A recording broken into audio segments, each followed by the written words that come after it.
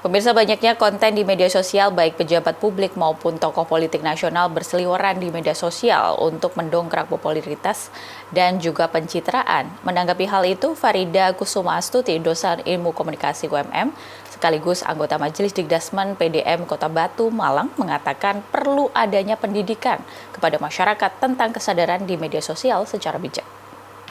Kode etik ini kan sebenarnya mengikat profesi ya. Nah, maka yang membuat kode etik itu sebenarnya adalah organisasi profesi.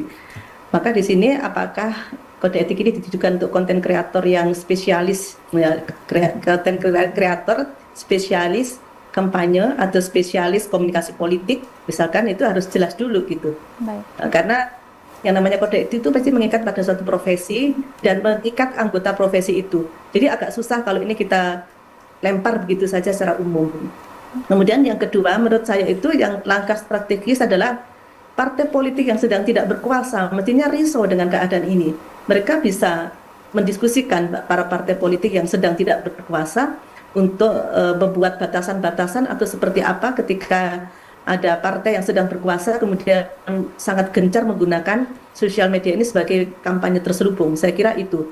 Kemudian yang ketiga adalah perlu terus-menerus untuk melakukan pendidikan kepada masyarakat, menyadarkan mereka bahwa apa yang tersaji di dalam sosial media itu sebenarnya tidak selalu sesuatu yang ditampilkan apa adanya, karena di situ ada dramatisasi, di situ ada settingan kayak gitu ya. Itu harus mereka paham. Dan tidak semuanya lugu.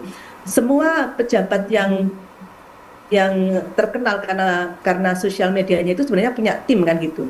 Nah, tim ini tentu saja mengandung pencitraan yang tidak selugu-lugu itu ketika menyajikan konten-konten untuk pejabat ini. Nah, ini pendidikan kepada publik itu perlu penyadaran semacam itu. Ini bisa dilakukan oleh Perserikatan Muhammadiyah bekerjasama kolaborasi juga dengan pemerintah dan lembaga-lembaga pendidikan yang ada di Indonesia.